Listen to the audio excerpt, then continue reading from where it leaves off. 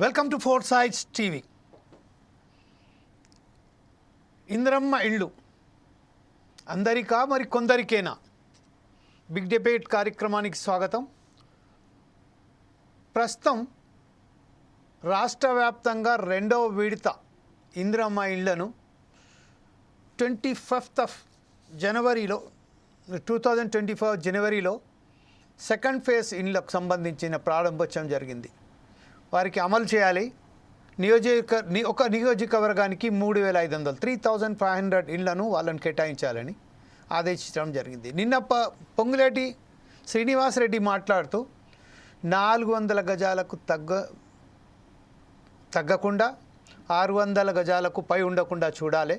ప్రతి నియోజకవర్గానికి 350 ఇండ్లు 3,500 ఇండ్లు వచ్చేటట్టుగా 3,500 చదరపు అడుగులు చదరపు అడుగులకు సంబంధించింది రావాలని వారు నిర్ణయించారు. దానికి సంబంధించి జనవరి ఎప్పుడైతే మొదలుపెట్టారో అప్పటి నుంచి ఇప్పటి వరకు దాదాపుగా 7,000 ఫస్ట్ బిట్లో 71,500 సుమారు 5,500కు సంబంధించిన ఇళ్లను మంజూరు చేసినట్టుగా తెలిసింది. కాకపోతే రెండో విడతలో మొత్తంగా 4,16,500 ఇండ్లను పంచాలని నిర్ణయించుకున్నది. ప్రతి నియోజకవర్గానికి 305 ఇండ్ల చొప్పున వారికి మంజూరు చేయాలని కలెక్టర్లకు సూచన ఇచ్చారు. ఆ నేపథ్యంలోనే ప్రస్తుతం ఏదైతే ఉన్నదో రాష్ట్ర వ్యాప్త ఒక ఆందోళన కార్యక్రమం చేపడుతున్నది. రాష్ట్ర వ్యాప్తంగా ఇండ్లు లేని నిరుపేదలందరూ బజార్లకు వచ్చేసి రోడ్లపైకి వచ్చేసి సరైన పద్ధతిలో ఇండ్ల పథకాలకు సంబంధించిన మంజూరు చేయడం జరుగుతున్నది. తన పార్టీకి సంబంధించిన వారిని తనకు అనుకూలమైన వారికి సంబంధించిందే ఇండ్లకు సంబంధించిన మంజూరు చేయడం జరుగుతుంది. దాని నిబద్ధతను పాటిస్తలేరు అని ప్రజలందరూ ఒక్కసారిగా రోడ్డునెక్కారు. అదే నేపథ్యంలో ఈరోజు ఫోర్ సైడ్స్ టీవీ నిర్వహిస్తున్న కార్యక్రమం ఇందిరమ్మ ఇండ్లు అందరికా లేక మరి కొందరికేనా అనే ఈ ప్రోగ్రాంకు ఈరోజు కాంగ్రెస్ నాయకులైనటువంటి గజ్జల కాంతం గారు, అలాగే బీజేపీ నాయకులైనటువంటి పెద్దపల్లి జితేందర్ గారు, అలాగే బీఆర్ఎస్ నాయకులైనటువంటి గంట రాములు యాదవ్ గారు, అలాగే ప్రముఖ విశ్లేషకులైనటువంటి బండారు రామ్మోహన్ గారు ఈరోజు మనకు ఈ డిబేట్లో పాల్పంచుకోవడానికి సిద్ధంగా ఉన్నారు. ఫస్ట్ మనం ఒకసారి గజ్జల కాంతం గారితో మొదలు పెడదాం. గజ్జల కాంతం గారు సార్. ఓకే సార్, ఇప్పుడు ప్రస్తుతం పెద్దపల్లి జితేందర్ గారు వచ్చేశారు, అలాగే బండారు రామ్మోహన్ రావు గారు కూడా మనతో ఉన్నారు. కాబట్టి ఫస్ట్ మనం ఒకసారి ఏదైతే ఇది ఇండ్ల మంజూరుకు సంబంధించి ఎవరైతే అక్కడ ప్రజలు ఏదైతే మాట్లాడుతున్నారో అదొకసారి విశ్లేషించిన తర్వాత మనం బండారు రామ్మోహన్ గారి దగ్గరికి వెళ్దాం. Please PCR play that byte.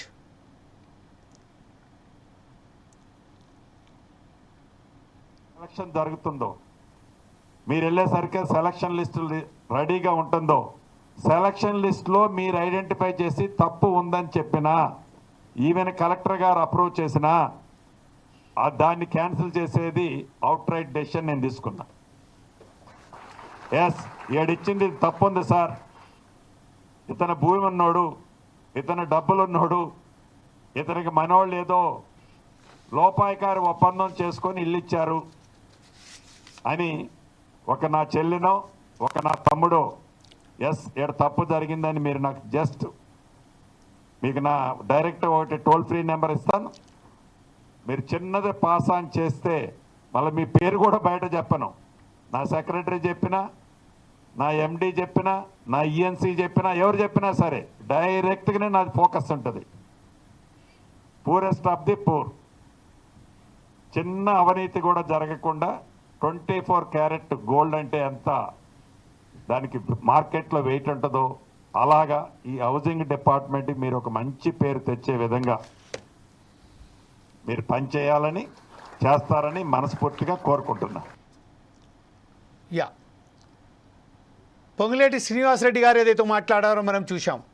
ఆ మాట్లాడిన దాంట్లో ఎక్కడైతే ఆచరణలో అవుతున్న దాంట్లో ఎంత విరుద్ధంగా ఉన్నదో మనం ఒకసారి చూస్తున్నట్టయితే రాష్ట్ర వ్యాప్తంగా ఆందోళనలు జరుగుతూనే ఉన్నాయి.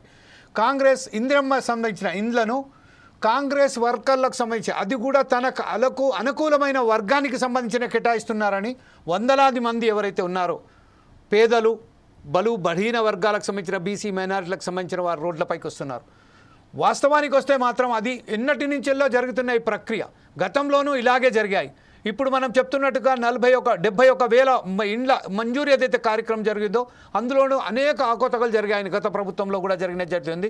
ఇప్పుడు మంజూరు చేయబడ్డ 3,500 ఇండ్లలోకి సైతం ఇలాగే అనర్హులు కాని వారికి, అనర్హులుగా ఉన్న వారికి కూడా వారు కేవలం తనకు సంబంధించిన అలుకుమునమైన వర్గానికి సంబంధించిన వాళ్ళు కేటాయిస్తున్నారని ఇప్పుడు మనం చూస్తున్నాం. ఆందోళనకు దిగుతున్న ఎవరైతే మొత్తం నిరసనకారులు ఎవరైతే ఉన్నారో రాష్ట్ర వ్యాప్తంగా నిరసనలు జరుగుతున్నాయి. కేవలం 10 లక్షల ఇళ్ళు మాత్రమే ఇస్తున్నారు. దానిలో మొదటి విడతగా 75 పై చిలుకు ఇళ్ళు ఇచ్చారు. రెండో విడతలో 4 లక్షలు పైగా చిలుకు ఇళ్ళని ఇస్తున్నారని చెప్తున్నారు. మరి ఇది ఎలా కొనసాగుతున్నదని మనొకసారి బండారు రామ్మోహన్ గారి దగ్గరికి వెళ్దాం. ఫస్ట్ బండారు రామ్మోహన్ గారు, ప్రస్తుతం ఏదైతే ఇళ్ళ నియామకాలు, ఇళ్ళ మంజూరు ప్రక్రియ చేపడుతుందో అనేక అవకతవకలకు పాడుతున్నాయని చెప్తున్నారు. ఈ విషయంపై మీరు ఎలా స్పందిస్తారండి?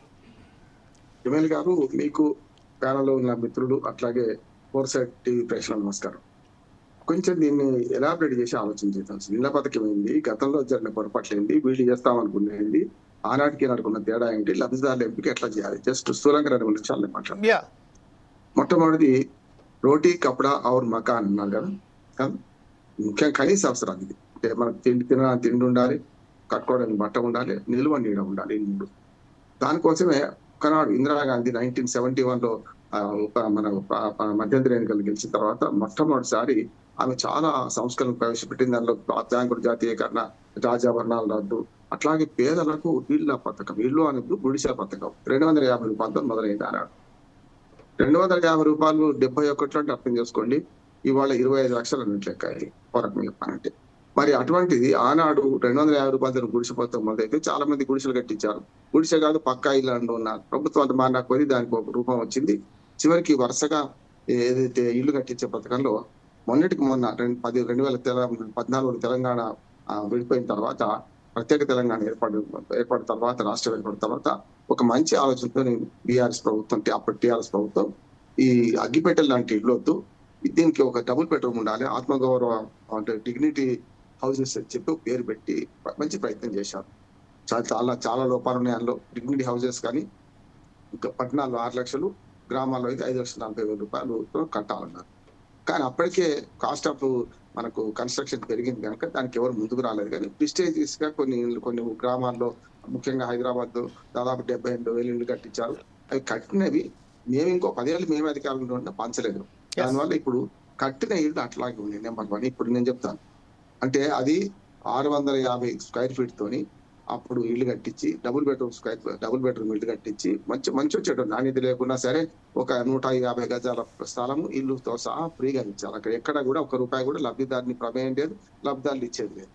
దీనికి ఏమైందంటే 1,50,000 రూపాయలు మాత్రమే కేంద్ర ప్రభుత్వం ఇస్తే మిగతా 4 లక్షల పైచిలుకు డబ్బులు రాష్ట్ర ప్రభుత్వం భరించి చేద్దామని ప్లాన్ చేశారు. అయితే అంతకుముందు ఒకసారి చూసుకుంటే ఇందిరమ్మ ఇల్లు సేమ్ ఇదే పేరు మీద ఉన్న ఇళ్ళు చూసుకుంటే మంత్రి నియోజకవర్గంలో 4,000 ఇళ్ళు కట్టినారని చెప్పుకొని దాన్ని మోసమైంది, కట్టలేదు, డబ్బులు కట్టకుండా ఇల్లు మింగేశారు అని చెప్పి, నిధులు మింగేశారని చెప్పి విచారణ కూడా జరిపించారు. ఆ విచారణ అతిగతి ఏం లేదు, ఏం చేసిందో తెలియదు. ఒక మంత్రి నియోజకవర్గంలో అట్లా జరిగితే రాష్ట్ర వ్యాప్తంగా అంతకుముందు ఇందిరమ్మ ఇళ్లలో చాలా అవకతవకలు జరిగినాయి అని చెప్పి విచారణకు ఆదేశించారు. ఆ విచారణకు కొలిక్కి రాలేదు. అంటే చాలా వరకు మనకు అర్థమైందంటే చిన్న మొత్తంతో ఏదో ఇల్లు కట్టిస్తా అంటే, అగ్గిపెట్టెల లాంటి ఇల్లు కట్టిస్తామంటే దాన్ని 4-5 కలిసి ఒకే దగ్గర ఒకే ఇల్లు మంజూరు చేసుకోవడం, 4 ఇల్లు కలిసి ఒకే దగ్గర కట్టుకోవడం, చాలా లబ్ధిదారుల ఎంపికలు అవకతవకలు జరిగినాయి.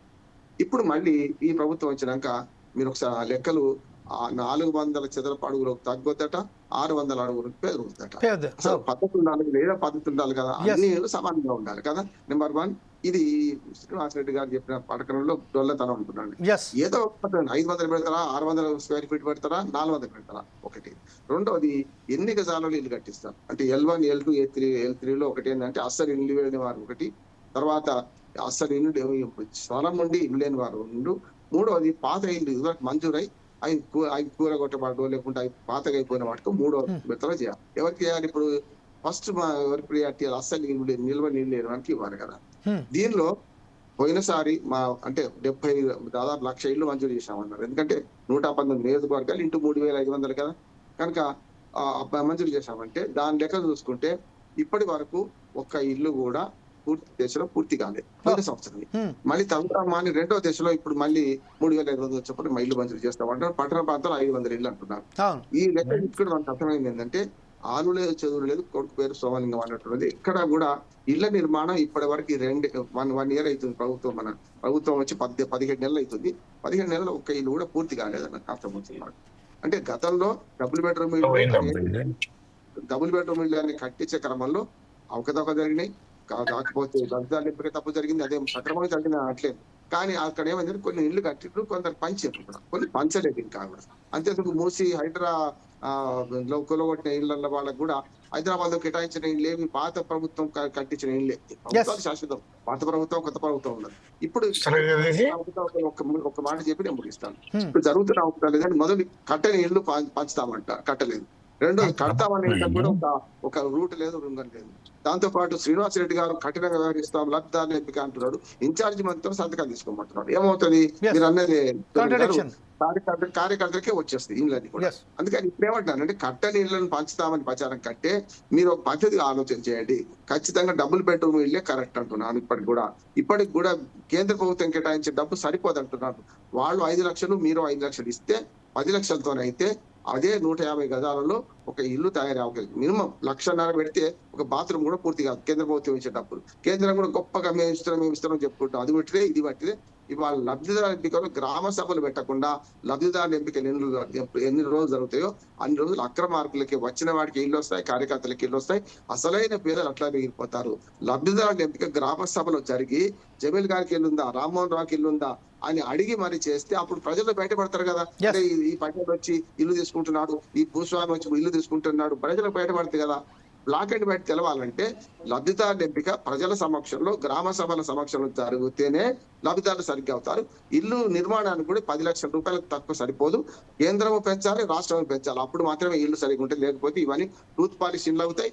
ఇది ఏమంటారు, మన పనిమంతునికి పందిరేస్తే కుక్కతో ఒక దాకా కూలిపోయినాయి అన్నట్టు ఉంటే గతంలో డబుల్ బెడ్రూమ్ ఇల్లు కూడా అట్లాగే తయారండి చాలా వరకు. అవి కాకుండా ఉండాలని ఈ ప్రభుత్వం మంచిగా ఆలోచన చేయండి. ఒక పకడ్బందీ ఆలోచనతో పేదలకు ఇల్లు కల్పించే ప్రయత్నం చేయండి, లేని వాడికి ఇల్లు ఇవ్వండి అని నేను కోరుతున్నాను. Right, thank you very much Rahman గారు. ప్రస్తుతం ఏదైతే ఉన్నదో మనం చూస్తున్నాం. ఇప్పుడు మనం చూస్తున్నట్టయితే 10 లక్షల ఇళ్ళకు సంబంధించి ఏదైతే ఉన్నదో ఆ ప్రక్రియలో భాగంగానే ఇప్పుడు ఒక విడత అయిపోయింది. రెండో విడతలో 3,500 ఇండ్లను ఒక్కొక్క నియోజకవర్గానికి కేటాయిస్తూ పట్టణ ప్రాంతాలలో 500లకు సంబంధించిన ఇళ్ళు వాళ్ళు మంజూరు చేయాలని చెప్తున్నారు. దానికి ఒక నిబంధనలు పెట్టారు. అది 400లకు మించొద్దు, 400 చదరపు అడుగులకు మించొద్దు, 600లకు సంబంధించిన తగ్గొద్దు, 600లకు సంబంధించిన మించొద్దు అని చెప్పారు. ఇంకోటి ఏంటంటే వారికి సంబంధించిన నియోజకవర్గ ఇన్ఛార్జ్ చెప్పినట్టుగా, మనం రామ్మోహన్ గారు చెప్పినట్టుగా ఇప్పుడు ఇన్ఛార్జ్లకు ఇచ్చున్నారు. ఇన్ఛార్జ్లు అక్కడ ఉన్న పర్టికులర్ మంత్రి ఎవరైతే ఉన్నారో వారికి చెప్పాలి, వారి నుంచి రావాలి. ఇది మరొకసారి ఒక ప్రక్రియలో అంత గందరగోళంగా ఉన్నది. ఈ విషయంపై గంజల కాంతం గారు కూడా మనతో లైన్లో వచ్చేసారు కాబట్టి గంజల కాంతం గారు కూడా ముందే పోయే ముందు ఒకసారి జితేందర్ గారు అడుగుదాం. జితేందర్ గారు, ప్రస్తుతం ఏదైతే ఏదైతే ఇండ్లకు సంబంధించి ఉన్నదో రోడ్లపైకి అనేక జనాలు వచ్చేసి దీని మీద నిరసన వ్యక్తం చేస్తున్నారు. ఈ ప్రక్రియలో మీరు ఎలా విశ్లేషిస్తారండి దీన్ని? మీ అన్మ్యూట్ చేయండి సార్ మీ ఫోన్ను.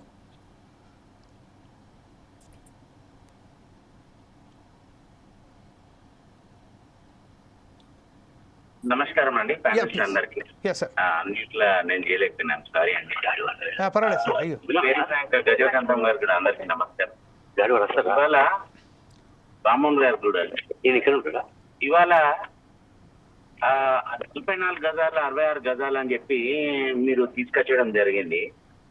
కాంగ్రెస్ ప్రభుత్వం అసలు ఏం అనుకోని ఈ తీసుకొచ్చిన 400 yards 600 yards తగ్గద్దు అని చెప్పి చెప్పడం జరిగిందో, 400 ఇది ఎంతవరకు కరెక్ట్, ఇది ఎంతవరకు వస్తుంది? ఎందుకంటే 44 గజాలలో ఏం ఇల్లు అవుతుంది, 66 గజాలలో ఏం ఇల్లు అవుతుంది అనేది కూడా మా ఫస్ట్ ప్రశ్న. ఇంకొకటి, ఇంతకుముందు గత ప్రభుత్వం ఏదైతే ఉన్నదో టిఆర్ఎస్ గవర్నమెంట్ ఏ చెప్పినా కూడా అన్ని అబద్ధాలే. మొత్తం సెంట్రల్ గవర్నమెంట్ నుంచి తీసుకొచ్చి ఇవాళ అన్ని కట్టడం జరిగింది. కానీ డబుల్ బెడ్రూమ్ దాన్ని ఇంతవరకు కూడా వారు కట్టి ఉన్న ఇండ్లను కూడా ఇయ్యలేకపోయిండ్రు. కరీంనగర్ లో ఇవాళ 600 ఇండ్లు కట్టి ఉన్నాయి, దాన్ని ఇంతవరకు కూడా ఇయ్యలేకపోయిండ్రు కరీంనగర్. పోనీ ఇదే వీళ్ళు వచ్చినాక వీళ్ళు ఇస్తారేమో అని చెప్పి, కాంగ్రెస్ ప్రభుత్వం వచ్చినాక ఇస్తుందేమో అని చెప్పి చూసినాం. ఇవాళ 1.5 సంవత్సరం అవుతుంది, దాని మీద ఊసేలేదు. మీరు ఏదైతే ఉన్నదో కట్టిన ఇండ్లని ఫస్ట్ డిస్ట్రిబ్యూట్ చేసే పని చేస్తే బాగుంటది అనేది కూడా మా ఒక ఆలోచన.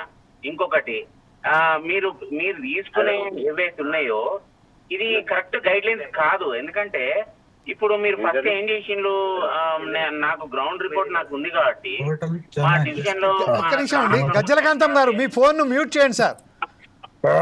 గజ్జలకాంతం గారు మీ ఫోన్ మ్యూట్ చేశారు, బాగా డిస్టర్బ్ వస్తుంది, ఒకసారి మ్యూట్ చేయండి. Please sorry sir. Okay Jitendra గారు కమాన్ గో హెడ్. ఓకే నేను గ్రౌండ్ రిపోర్ట్ ఒకటి చెప్తానండి. గవర్నమెంట్ ఫస్ట్ ప్రజాపాలన కింద ఎవరెవరికి ఇల్లు కావాలి, ఎవరెవరు కావాలి, 5 లక్షల ఇల్లు కావాలంటే భూమి ఉన్న వాళ్ళు 5 లక్షలకు పెట్టుకోండి అని చెప్పి కూడా చెప్పడం జరిగింది.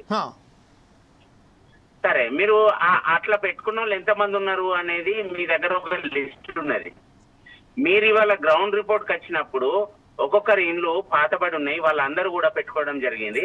మీరు మళ్ళీ ఒక ఫస్ట్ ఏం చేసిండ్రు, పెట్టింది ఒక 70 మంది పెట్టారండి 5 లక్షల ఇళ్లకు మా డివిజన్ నుంచి. ఫర్ ఎగ్జాంపుల్ చెప్తున్నాను, 70 మంది చెప్తే అంటే ఇది ఒక ఫిక్స్డ్ మా దగ్గర ఉన్న ఫిగర్. ఇది 70 మంది పెట్టుకుంటే అందులో 11 మందికి ఈ రాష్ట్ర ప్రభుత్వం ఏదైతే చేసిందో శాంక్షన్ చేసిందండి. మీరు అందరు కూడా ఎలిజిబుల్ అండి, you are eligible for getting 5 lakhs loan అండి. So you all get on your documents, మీ డాక్యుమెంట్స్ తీసుకురండి, మేము అప్లోడ్ చేస్తామని చెప్పి మీ డాక్యుమెంట్స్ ఫోటోస్ ఆడికి పోయి సైట్ దగ్గర పోయి ఫోటోస్ తీసుకున్నది.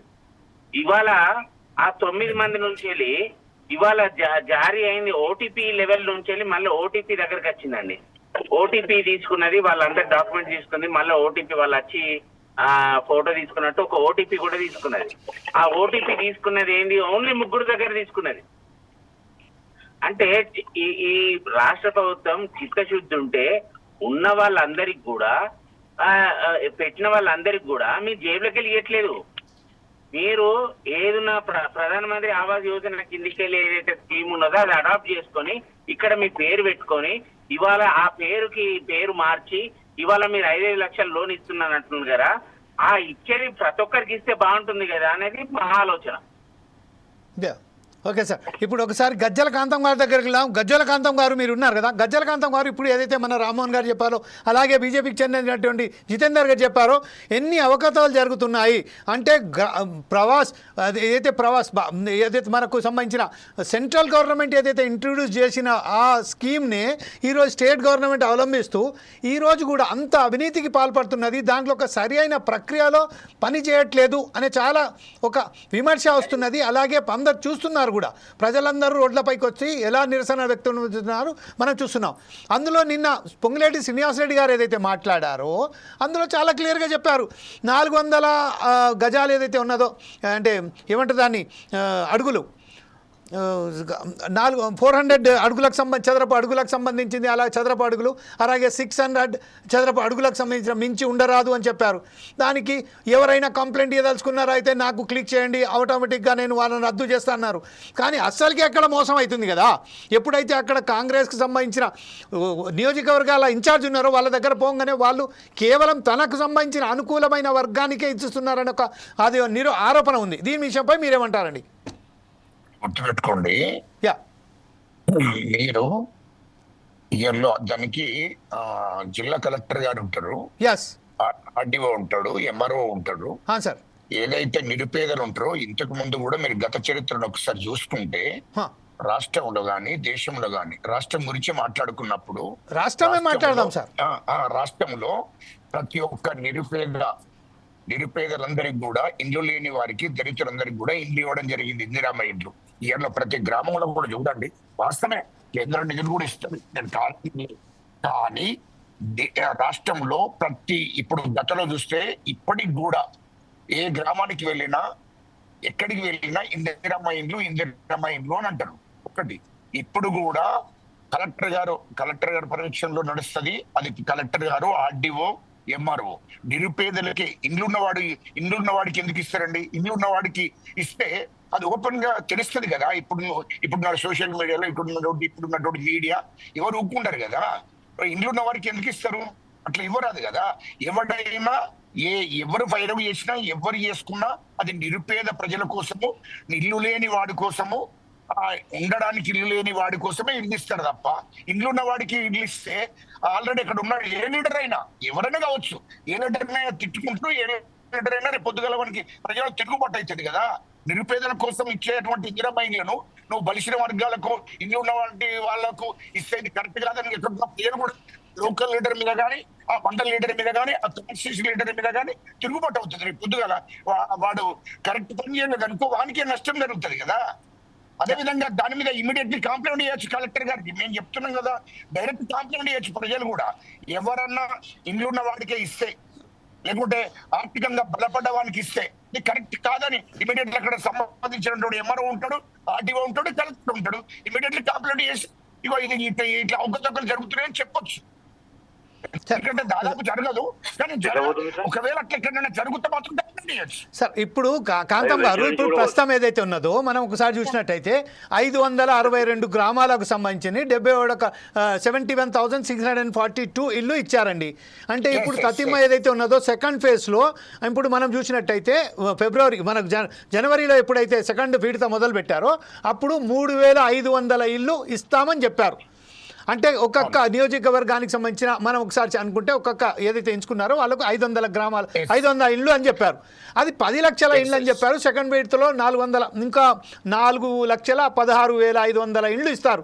అది కేవలం 10 లక్షల ఇళ్ళు. అది ఏం సరిపోతాయండి? ఇంకోటి ఏంటంటే మీరు చెప్తున్నట్టుగా ఆర్డీఓ ఉన్నాడు, కలెక్టర్ ఉన్నారు, ఎంఆర్ఓ గారు ఉన్నారని చెప్తున్నారు. కానీ ఎక్కడైతే రాజకీయ నాయకులు ఒత్తిడి పెడుతున్నారో వారికి తలొగ్గే కదా ఇదన్నీ జరుగుతున్నాయి. ఇప్పుడు దీని మీద ఇంత నిరసన మీ కాంగ్రెస్ కార్యకర్తలే కదా నిరసన చెప్తున్నది. ఈ విషయంపై మీరేమంటారండి? ఖచ్చితంగా అది సీఎం గారి దృష్టికి పోతుంది. సీఎం గారు దాని మీద చర్యలు తీసుకుంటాడు. అట్లాంటిది ఏం జరగదు. ఎందుకంటే 16 నెలల్లోనే ఇంకా టైం ఉంది కదనండి. 10 లక్షలు మొదటి తప్ప. ఇప్పుడు తర్వాత ఇంకా 3 సంవత్సరాలన్నర ఉంది కదా ఇంకా టైము. తొందర ఎందుకు పడతారు? ఇప్పుడే స్టార్ట్ అవుతుంది, ఇప్పుడే ఇస్తున్నారు. వచ్చి 16 నెలలు కాలే గవర్నమెంట్. అంతకుముందు అవకతవకలు జరిగినాయి, అందరికీ తెలుసు, మీకు కూడా తెలిసినాయి. అది అవకతవకలు జరిగినాయి. అది ఒక్క నిమిషం ఆగండి. ఇంతకుముందు గజ్వేలి తర్వాత సిరిసిల్ల తర్వాత సిద్దిపేట, ఈ 3 కాన్స్టిట్యూషన్లు మాత్రం ఇచ్చిండ్రు. ఇప్పుడు రాష్ట్ర వ్యాప్తంగా తెలంగాణ రాష్ట్ర వ్యాప్తంగా అన్ని గ్రామాలకు, అన్ని మండలాలకు అందరికి కూడా, నిరుపేదలందరికీ కూడా ఇందిరమ్మ ఇండ్లు అందాలనే లక్ష్యము మా ముఖ్యమంత్రి రేవంత్ రెడ్డి గారికి ఉంది. ఆ లక్ష్యం కొద్దిగా ముందుకు పోతున్నాడు. ఒకవేళ అలాంటి అవకతవకలు జరిగితే ఖచ్చితంగా కలెక్టర్కి ఆదేశాలు ఇస్తాడు. దాని మీద తగిన చర్య తీసుకోమని చెప్తారు. ఎట్టి పరిస్థితుల్లో అవకతవకలు జరగదు.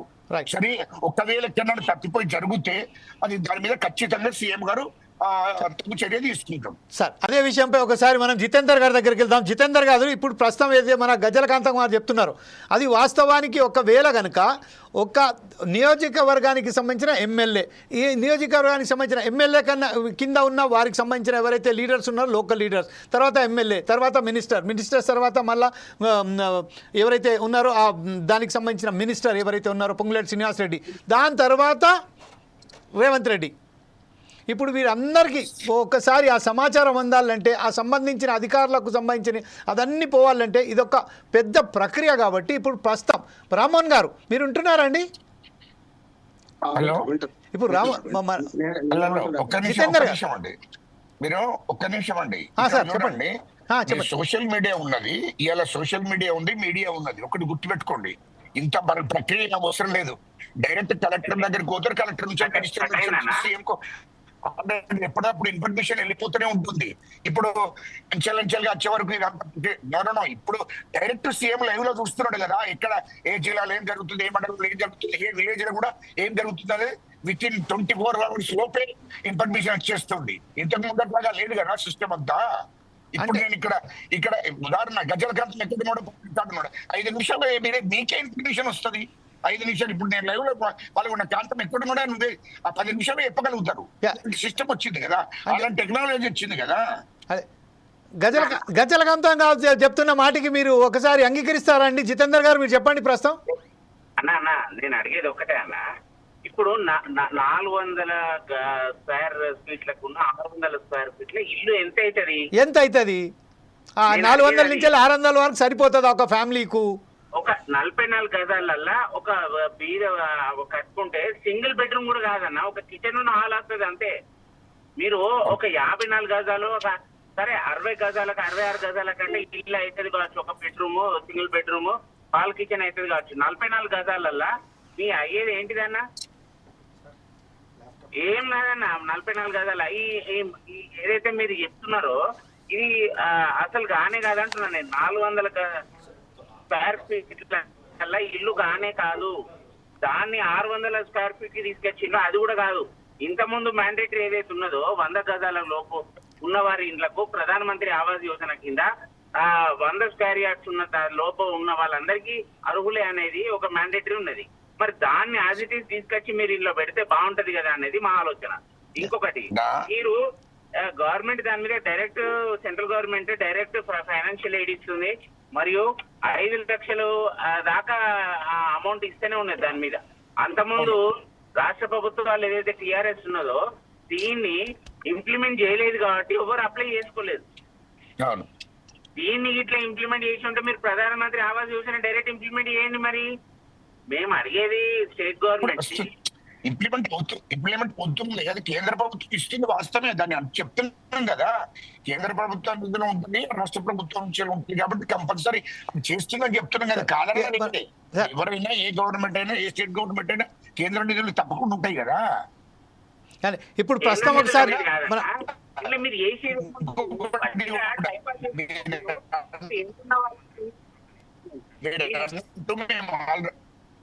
ఉన్న వాళ్ళకు ఎవరైతే ఉన్నారో 100 గజాల లోపల ఖాళీ జాగా ఉన్న వాళ్ళకు 5 లక్షలు ఇస్తామని చెప్పి ప్రజాపాలన మీరు ఇచ్చిందా లేదా? అందులో ఒక ఫలం ఉన్నది, అతికి పెట్టినాం మనము. రామ్మోహన్ గారు, ఇప్పుడు ప్రస్తుతం ఏదైతే నాకు భూమి ఉన్నది, నాకు 5 లక్షల లోపల లోన్ కావాలి అని చెప్పి మనం టిక్ పెట్టినాం. దాని అర్హతలు ఎంతమంది ఉన్నారు, అర్హులు ఎంతమంది ఉన్నారు, వాళ్ళకి డైరెక్ట్ ఇచ్చే ప్రయత్నం చేయాలని చెప్పేది కూడా మా ఆలోచన. అదే డైరెక్ట్ ఇస్తున్నారు, ఎవరికి మధ్యవర్తులకు ఎక్కడ కూడా నడుమ ఉన్నటువంటి ఎవరు ఏమంటారు దాన్ని, వాళ్ళను ఈ ఒకసారి మనం రామ్మోహన్ గారి దగ్గరికి వెళ్దాం సార్. రామ్మోహన్ గారు, చాలా ఏంటంటే ఇప్పుడు ప్రస్తుతం ఏదైతే ఉన్నదో రాష్ట్ర ప్రభుత్వం ఏదైతే చెప్పిందో కేంద్ర ప్రభుత్వం ప్రధానమంత్రి ప్రవాస్ యోజన అని చెప్తున్నారో, ఇట్లానే రాష్ట్ర ప్రభుత్వం ఇందిరాగాంధీకి సంబంధించిన ఇందిరమ్మ ఆవాస్ యోజన అని చెప్తున్నారు. ఈ విషయంలో ఒక పద్ధతి లేదండి, దీనికి ఒక క్లియర్గా గైడెన్స్ లేదు. ఇంతకుముందు ఇప్పుడు మన జితేందర్ ఒకవైపు అంటున్నారు, అలాగే మన గజలకాంతం గారు ఒకటి చెప్తున్నారు. మంత్రి గారు ఏమన్నారంటే, మీరు మీ క్లారిటీ తెలుసుకోండి. స్టేట్ గవర్నమెంట్ ఎన్నికల మేనిఫెస్టోలో పెట్టింది ఏంటంటే, దానికి ఒక నేమ్ పెట్టింది, ఇందిరమ్మ ఇండ్లు ఇష్టమయ్యా అని చెప్పి స్టేట్ లో రాష్ట్రంలో ఉన్నటువంటి అది ప్రధానమంత్రి ఆవాస్ యోజనకు సంబంధించిందే తీసుకొని పెట్టింది. దాంట్లో I agree with, but at the same time ఇక్కడ ఒక దానికి సంబంధించిన ఒక ప్రణాళికబద్ధంగా వెళ్తలేదు కదండి. ఇప్పుడు మంత్రి గారు ఏమన్నారు, అదే విషయంపై మనం రామ్మోహన్ గారు ఏమంటారో చిన్న అదే ఇప్పుడు అదే విషయంలో ముఖ్యమంత్రి గారు, కేబినెట్ మంత్రులు, ఐఏఎస్ ఆఫీసర్లు కూర్చుండి డిస్కషన్ చేసి, చీఫ్ సెక్రటరీ ఉంటారు, ఐఏఎస్ ఆఫీసర్స్ ఉంటారు, కలెక్టర్స్ ఉంటారు, డిస్కషన్ చేసి సార్ కాంతం గారు, అదే విషయంపై రామ్మోహన్ గారు ఏదో చెప్పబోతున్నారు. రామ్మోహన్ గారి దగ్గర విందాం. రామ్మోహన్ గారి దగ్గర ఇద్దిన తర్వాత మనం వెళ్దాం. ఒకసారి ఏంటంటే రామ్మోహన్ గారు సూచన ఏమిచ్చారు, అక్కడ ఏదైతే ఉన్నదో అక్కడ ఆ గ్రామాలలో ఒక సదస్సు ఏర్పాటు చేసేయండి. ఆ సదస్సు ఏర్పాటు చేసిన తర్వాత అక్కడి నుంచి వెళ్ళి వారి దగ్గర నుంచి వెళ్ళి ఇన్ఫర్మేషన్ తీసుకొని ఆ సదస్సులో ఎవరైతే చెప్పారో దాని విషయంపై మీరు దానికి ప్రక్రియ ఏదైతే సదస్సులో చెప్తారో వారి సూచనల మేరకు వెళ్ళండి అని చెప్పారు. అదే మనకు ఒకసారి రామ్మోహన్ గారి దగ్గర విందాం. ఏమన్నారు రామ్మోహన్ గారు, మీరు ఏమంటారండి ఈ విషయంపై? వాళ్ళిద్దరిని కొంచెం మీట్ చేసుకోమంటే నేను మాట్లాడతాను. అసత్యాలు మాట్లాడుకుంటున్నాం, పార్టీలు గొడవ పడుతున్నాం. నేను కేంద్రం రాష్ట్రం ప్రజలు నాశనం అయిపోతాను. నేను ఏమంటున్నాను, నేను మొదటి నుంచి చెప్పాను, ఇందిరమ్మ ఇల్లు 250 రూపాయల గుడిసెతో మొదలైంది.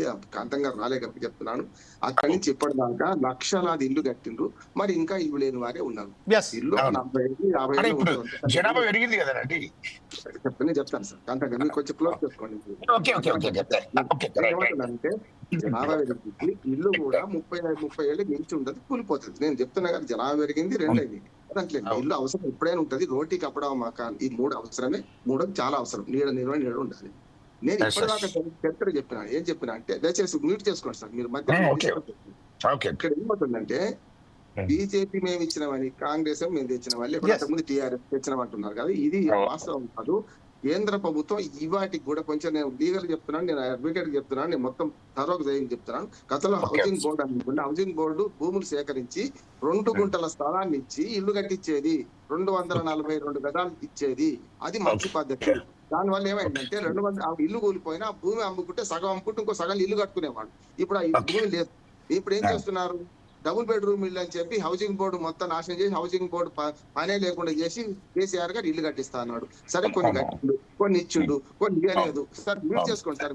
చెప్పండి కాంతం గారు, మీరు అయితే మరి మీరు పోతే నాకు మాటలు వస్తున్నాయి. అందుకని ఏమంటున్నానంటే గతంలో హౌసింగ్ బోర్డు అనేది నాశనం అయిపోయింది. హౌసింగ్ బోర్డు పని లేకుండా చేసిండ్రు. గతంలో హౌసింగ్ బోర్డు ఉన్నప్పుడు కూడా చాలా అవకతవకలు జరిగినాయి. ఏం జరిగినాయి చెప్పాను కదా. ఒక మంత్రి నియోజకవర్గంలో 400 ఇల్లు కట్టించినా అని బిల్లు లేక రూపాయలు కూడా ఒక్క ఇల్లు కట్టలేదు. ఇప్పుడు కేంద్ర ప్రభుత్వం ఏమిచ్చినా అంటది. ఇవాళ లెక్కల ప్రకారం 1,50,000 రూపాయలు కేంద్రం ఇస్తున్నది. మీరు 5 లక్షలు ఇస్తా అంటున్నారు ఇంటికి. 5 లక్షలు లోన్ కాదు సార్, మన బీజేపీ నాయకులు తెలుసుకోవాలి. లోన్ కాదు అది. 5 లక్షలు పూర్తిగా ఫ్రీయే.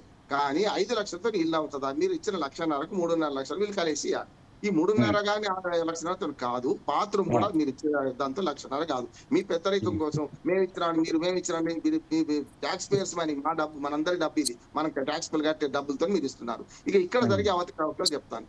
ఇందిరమ్మ ఇళ్ల పేరు మీద శ్వేతపత్రం ప్రకటించాలంటున్నారు ఇప్పుడు కేంద్ర కొత్త ప్రభుత్వం. ఎందుకంటే గతంలో ఇందిరమ్మ డబుల్ బెడ్రూమ్ ఇల్లు ఎన్ని కట్టిండ్రు, ఎన్ని వంచలేదు, ఎంత అవకతవకలు అది కూడా ప్రకటించండి. ఇప్పుడు ఈ 2 ఏళ్లలో అంటే 2వ సంవత్సరం, యాక్చువల్ 16 నెలలు అయింది గవర్నమెంట్ వచ్చి, కానీ మొదటి సంవత్సరంలో ప్రతి నియోజకవర్గంలో 3,500 ఇల్లు కట్టిస్తున్నారు. అది కూడా 5 లక్షల రూపాయల వరకే పరిమితం చేస్తున్నారు. అందులో L1, L2, L3 అని 3 రకాలుగా చేసిండ్రు.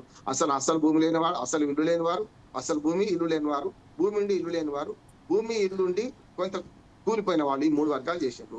ఇది వరకు 3,500 చొప్పున అంటే 100 నియోజకవర్గాలు లెక్క పెట్టుకోండి. ఎందుకంటే 19 నియోజకవర్గాలు హైదరాబాద్ ఉంటే 100 అయినా 3,50,000 ఇల్లు మంజూరు చేసిండ్రు. మళ్ళీ 3,50,000 ఇల్లు ఇప్పుడు మళ్ళీ 4 లక్షల ఇల్లు అని ఇప్పుడు మంజూరు చేస్తున్నారు. ఒక్క ఇల్లన్నా పూర్తి అయిందా? ఇప్పటికి ఈ 16 నెలల ఒక్క ఇల్లన్నా పూర్తి అయిందా? రెండోది గ్రామ సభ. మీరు ప్రజాసభ అంటున్నారు జమీల్ గారు. గ్రామ సభ శాంటిటీ. గ్రామ సభ మనకు పార్లమెంట్ చట్టం ప్రకారం 73వ రాజ్యాంగ సవరణ ద్వారా లబ్ధిదారుల ఎంపిక ఎక్కడ జరగాలంటే గ్రామ సభలో జరగాలని పెట్టిండ్రు. అది నుంచి కాంగ్రెస్ ఆనాడు కాంగ్రెస్ కార్యకర్తలను మీకు కోపం రాగాలి. ఆనాడు బీఆర్ఎస్ కార్యకర్తలు, ఇవాళ కాంగ్రెస్ కార్యకర్తలు, ఆనాడు బీజేపీ ఉంటే బీజేపీ కార్యకర్తలు. వీళ్ళు ఏం చేస్తున్నారంటే తమకు అనుకూలమైన వాడికి ఇల్లున్నా, ముంగిలున్నా, అన్ని ఉన్నా కూడా వాళ్ళు అర్హులుగా చూపెడుతున్నారు. ఇప్పటికీ అనర్హులకు చాలా మందికి ఇల్లు మంజూరైనాయి, అర్హులకు మంజూరు కాలే. ఇప్పుడు ఈ ప్రభుత్వం చేయాల్సిన పని ఏంటంటే 600, 400 తెచ్చండి. ఈ 400 స్క్వేర్ ఫీట్ ఏంది, 600 స్క్వేర్ ఫీట్ ఏంది? అంతకుముందు బీజేపీ నాయకులను 44 గజాలు ఏంది, 33 గజాలేంది? ఖచ్చితంగా నేనేమంటానంటే డబుల్ బెడ్రూమ్ ఇల్లే కరెక్ట్ పథకము. తప్పులు జరగవచ్చు, కానీ నిజంగా ఆత్మగౌరవం ఉండాలంటే, పిల్లలు వండుకోవాలంటే, కన్నా ఉండాలంటే, పిల్లలతో కలిసి ఉండాలంటే డబుల్ బెడ్రూమ్ ఇల్లు కట్టాలి. దానికి 10 లక్షలు ఖర్చు అవుతాయి. ఇవాళ 1,50,000 రూపాయలు మేము ఇచ్చేసి పొత్తుకూడదని వాళ్ళన్నా, మీరు 3-4 లక్షలు ఇచ్చినా అది సాధ్యం కాదు. 2 లోపాలు జరుగుతున్నాయి. ఒకటేమో లబ్ధిదారుల ఎంపిక సరిగ్గా జరుగుతలేదు, గ్రామ సభలో జరుగుతలేదు. మంత్రులు, ఎమ్మెల్యేలు, ఇన్ఛార్జ్ ఎమ్మెల్యేలు, ఓడిపోయిన ఎమ్మెల్యేలు చేస్తున్నారు. ఇప్పుడు చేసిన అప్పుడు కదా చేస్తున్నారు. అప్పుడు ఏమవుతుందంటే వాళ్ళ కార్యకర్తలకి వస్తే రానోళ్ళకి రావు. వచ్చిన ఇల్లు కూడా ఇవాటికి కూడా బేస్మెంట్ లేట్ కొన్ని ఉన్నాయి, కొన్ని ఏమో రెంటల్ లెవెల్ ఉన్నాయి. ఇప్పటికి పోయిన సంవత్సరం మంజూరైన ఇళ్లలో ఒక్కటి కూడా పూర్తి కాలేదు. అందుకని రాష్ట్ర ప్రభుత్వాన్ని గతంలో అవకతవకలు పెట్టండి, మీ ప్రభుత్వంలో చేస్తున్న పని చెప్పండి, అప్పుడు ప్రజలకు శ్వేతపత్రం విడుదల చేయండి. లేకపోతే ప్రతి సంవత్సరం 3,500 ఇల్లు ప్రతి నియోజకవర్గం మంజూరు చేస్తుంటే 35 ఇల్లు కూడా రావు. దీని మీద ఒక పెద్ద కుంభకోణం నడుస్తున్నది. దీన్ని లబ్ధిదారులు ఎప్పటికైనా నడుస్తున్నది, రాజకీయం నడుస్తున్నది. దీన్ని ఒక శ్వేతపత్రం విడుదల చేసి మేము ఇచ్చినాం, ఇన్ని తయారైన ఇన్ని ఇస్తున్నాం. గత ప్రభుత్వం చేసిన దానిలో అవకతవకలు ఇవి, డబుల్ బెడ్రూమ్ ఇవ్వలేకపోయిండు అని మాట చెప్తే ప్రజలకు అర్థమవుతుంది. కానీ లేకపోతే లబ్ధిదారులు గొడవల మీదకి వస్తారు, సరైనది కాదు అంటున్నాను. ఓకే రామ్మోహన్ గారు, ఇప్పుడు ప్రస్తుతం మనకు గంట రాములు యాదవ్ గారు, బీఆర్ఎస్ పార్టీ నాయకులైనటువంటి రాములు గారు కూడా యాదవ్ గారు కూడా మనతో జాయిన్ అయిపోయారు. కాబట్టి యాదవ్ గారు ప్రస్తుతం ఏదైతే ఉన్నదో మనకు సంబంధించిన మన పెద్దపల్లి జితేందర్ గారు అలాగే గజ్జల కాంతం గారు చెప్పారు.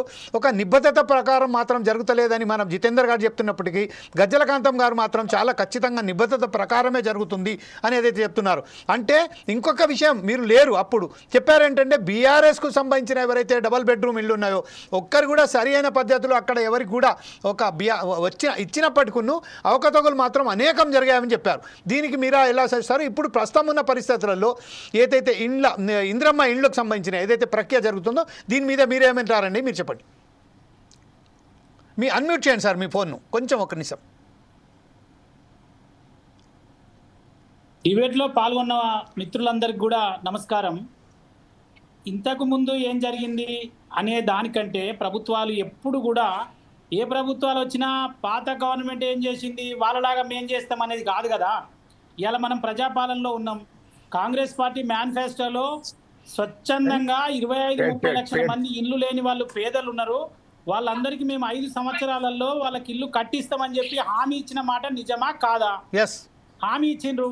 హామీ ఇచ్చిన దానికి వాళ్ళు స్పష్టంగా పొంగులేటి శ్రీనివాసరెడ్డి గారు ముఖ్యమంత్రి గారు ప్రతి సందర్భంలో చెప్పిండ్రు. ఏమని? పూర్తి నిరుపేదలు, ఇల్లు లేనటువంటి నిరుపేదలకు గ్రామ సభలలో అక్కడనే మంజూరిస్తాము, అందులో పార్టీ ఉండదు, ఎక్కడ ఎలాంటి మరి అంటే పార్షాలిటీకి కానీ లేకపోతే పార్టీ అనే దానికి సంబంధం లేకుండా గ్రామ సభలలో నిరుపేదలైనటువంటి ఇల్లు లేని వాళ్ళకి ఎంపిక చేస్తామని చెప్పిండ్రు. కానీ ఇవాళ ఏం జరుగుతూ ఉంది?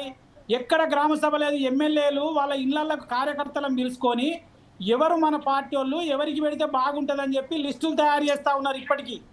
తర్వాత ఇంకొక విషయం అంటే ఇప్పుడు ఇంతకుముందు రామ్మోహన్ గారు చెప్పినట్టు అసలు గ్రామ సభలో చేయాల్సినటువంటి పథకాలను, సంక్షేమ పథకాలను ఒక రాజకీయ పార్టీలకు అనుగుణంగా ఏ పార్టీ ఉంటే ఆ పార్టీ ఇచ్చుకుంటామని చెప్పే ఒక ధోరణి అనేది కరెక్ట్ కాదు. ఇప్పటికీ ప్రధానంగా ఎవరైనా కూడా ఇప్పుడు ఒక గవర్నమెంట్కు సంబంధించిన ఒక స్ట్రక్చర్ నిర్మాణం చేస్తే దానికి ఒక ఎస్టిమేషన్ ఉంటుంది, దానికి స్క్వేర్ ఫీట్కి ఇంత అవుతుందని చెప్పినటువంటి గవర్నమెంటే మళ్ళీ అలా 5 లక్షలలో ఇల్లు కట్టుకోవాలి, అవన్నీ కూడా జీపీఎస్ పెడతాము అని ఇవన్నీ నియమ నిబంధనలు పెడతా ఉన్నారు. ఎక్కడ కూడా సరైన విధంగా ఎంపిక జరుగుతలేదనేది 90% నిజం సార్. ఇదేదో బీఆర్ఎస్ పార్టీ, కాంతం గారు కాంగ్రెస్ పార్టీ ఇక్కడ మేమేదో కూర్చొని డిబేట్ చేసుకోవడానికి నలుగురు వినడానికి అయ్యో కాంతమన్న నాకు బాగా మాట్లాడిండు, కాంగ్రెస్ పక్షాన బాగా బలపరిచిండు, లేకపోతే రాములు బీఆర్ఎస్ పార్టీని బాగా, ఇది కాదు. నిజంగా ఫీల్డ్లో ఏం జరుగుతుంది, మనం ఏం హామీ ఇచ్చినాం. ఇప్పుడు ఎప్పుడు కూడా గతం ఏం చేసింది, గతం తప్పు చేసింది అనుకో, మీరు తప్పు చేస్తారా? మేము కూడా తప్పు చేస్తామని చెప్పండి. దానికి ఎవరేమైనా చేయలేము, ఎందుకంటే ప్రభుత్వంలో 5 సంవత్సరాలు మీకు అవకాశం ఇచ్చారు కాబట్టి. కానీ మీరు చెప్పింది ఏంటి? స్పష్టంగా ఆ పథకం యొక్క ఉద్దేశం నెరవేరాలంటే ఏం చేయాలి, మేము మేనిఫెస్టోలో ఏం చెప్పినాము, ఇప్పుడు జరుగుతున్నది ఏందనే దాని మీద కదా మన డిబేటు. ఆ డిబేట్ను వదిలేసి మనం పాత దానికి పోయే కంటే ముందుగా ఎక్కడ కూడా 90% సక్రమంగా ఆ ఒక్క లబ్ధిదారుల ఎంపిక జరగట్లేదు. నెంబర్ 1 జరిగిన పాపం ఆ పేదవాడు ఇల్లు కట్టుకుంటే అదనంగా 10 లక్షలు అప్పు అవుతాడు తప్ప అతను ఏదైతే సంతోషంగా ఉండే పరిస్థితులు లేవు. నెంబర్ 2 మరి ఈ రెండింటి మీద రెక్టిఫై చేయాల్సినటువంటి బాధ్యత ఇప్పుడున్న ప్రభుత్వం మీద ఉంది. ఇంకొక విషయం, మార్చి 2024 నాడు భూమి పూజ చేసిండ్రు ముఖ్యమంత్రి గారు. ఏమని? ఈ ఇండ్ల నిర్మాణం 3.5 లక్షలు 4.5 లక్షలు మంజూరు చేసినామని. ఇప్పుడు ఆ బడ్జెట్ ఇయర్ అయిపోయింది. ఇవాళ మళ్ళీ 2025-26 బడ్జెట్ ఇయర్ వచ్చింది. మరి 25 లక్షల ఇండ్లు పూర్తి చేయాలంటే ప్రతి సంవత్సరం 5 లక్షల ఇండ్లు నిర్మాణాన్ని పూర్తి చేయాలి. వీళ్ళకి ఇది ఇప్పుడున్న ప్రభుత్వానికి ఇది కంపల్సరీ ప్రాజెక్ట్ ఏం కాదు. ఎందుకంటే ఏదో ఇచ్చినట్టు చేయాలి, లాస్ట్ కి ఏదో ఇట్లే ఉండాలి. ఈ విషయంపై మరొకసారి మనం మాట్లాడడానికి ప్రయత్నం చేద్దాం. అంటే సమయం లేదు కాబట్టి మనం ఒకసారి ఈ డిబేట్ 12 గంటలకు కంప్లీట్ చేయాలి కాబట్టి జితేందర్ గారు ఒకే నిమిషంలో ఏదైనా చెప్పండి సార్, ఎందుకంటే సమయం లేదు మన దగ్గర. రామ్మోహన్ గారు కంక్లూడ్ చేయాలి. మీరు రాములు యాదవ్ గారు తీసుకొచ్చింది హరీష్ రావు గారు. ఎందుకంటే ఇప్పుడు ప్రస్తుతం ఆ విషయం హరీష్ రావు గారు ఏం చేశారా, మనం ఇప్పుడు ఏం చేశారా అని దాని బదులు రామ్మోహన్ గారు కంక్లూడ్ చేయండి సార్ ఈ విషయంపై. ప్రస్తుతానికి ఏదైతే ఉందో గ్రామ సభలలో ఏదైతే జరుగుతుందో దాన్ని బట్టి. ఇంకొక విషయం ఏంటంటే సార్, 80 గజాలకు సంబంధించి ఒక ప్రణాళికబద్ధంగా ఒక ఇల్లు నిర్మించడానికి ఒక మంచిగా అది ఉండే. కానీ ఈరోజు కేవలం 400 చదరపు అడుగులు 600 చదరపు అడుగులు దానికి సంబంధించిన ఒక పద్ధతి లేకుండా ఏదైతే చెప్పడం జరుగుతుందో అది ఎంతవరకు సమంజసం, దీన్ని కంక్లూడ్గా ఎలా మీరు వివరిస్తారండి? ఏం లేదు సార్, ఇప్పుడు ఈ కాంగ్రెస్ గవర్నమెంట్ వచ్చిన 16 నెలల ఎన్ని మంజూరు అయినాయి, ఎన్ని వాస్తవానికి వచ్చినాయి, ఎన్ని బీస్పెట్ లెవెల్ ఒక శ్వేతపత్రం విడుదల చేయమంటాను. లబ్ధిదారుల లిస్టు బహిరంగంగా ప్రజల్లో పెట్టమంటున్నాం. ఆ లబ్ధిదారులను గ్రామాల్లో చర్చిస్తారు. వీడు తప్ప అంటే తీసేయమంటున్నారు. శ్రీనివాసరెడ్డి గారు చెప్తున్నారు కదా, తీసేస్తాం మేము అంటున్నారు కదా, అదే తీసేయండి. లబ్ధిదారు లేని వాళ్ళు తీసేసిన వాళ్ళు కొత్తగా ఎంపిక చేయండి. గ్రామ సభల ద్వారా ఎంపిక చేయడమే సరి అయింది. ఇప్పటిదాకా 16 నెలల ఒక్క ఇల్లు కూడా పూర్తి కావడం పక్కన పెట్టి సగం కూడా కాలేదు. Right, okay sir. పొరపాటు కూడా బయట పెట్టండి, ఎవరు వద్దాను అంతే. గజ్జలకాంతం గారు, ఇప్పుడు మీరు ఉన్నారండి. గజ్జలకాంతం గారు ఒకే విషయం మీరంటే ఒక్కొక్క నిమిషంలో చెప్పండి సార్, ఎందుకంటే సమయం లేదు కాబట్టి. ఇప్పుడు ప్రస్తుతం ఏదైతే ఒక్క ఇల్లు కూడా ఇప్పటి వరకు పూర్తి కాలేదని చాలా క్లియర్గా ఇన్ఫర్మేషన్ ఉన్నది. ఈ విషయంపై అదే కాంగ్రెస్ నాయకుడిగా స్పోక్స్ పర్సన్గా మీరేమంటారండి ఫైనల్గా? ఫైనల్ గా ఓకేనండి. ఇప్పుడు స్టార్ట్ అయింది. స్టార్ట్ అవడు ఇప్పుడు ఎలక్షన్లు అయిపోయినాయి, ఇప్పుడే మొదలైంది. ఇప్పుడే కట్టుడు ఏడాదిన్నర పాట అయిపోయిందండి, మొదలైందంటే. అవును, ఈ ఏడాదిన్నర ఒకటి తర్వాత ఒకటి వస్తుంది కదా. తొందరగా పడుతున్నాడు. 16 నెలలోనే మొత్తం కంప్లీట్ చేసి ఇచ్చి ఇవ్వడం అయితే పక్కా. దానికి సంబంధించినటువంటి ఆర్థిక వనరులు, దాంట్లో బడ్జెట్ ఇవన్నీ ఉంటాయి కదనండి.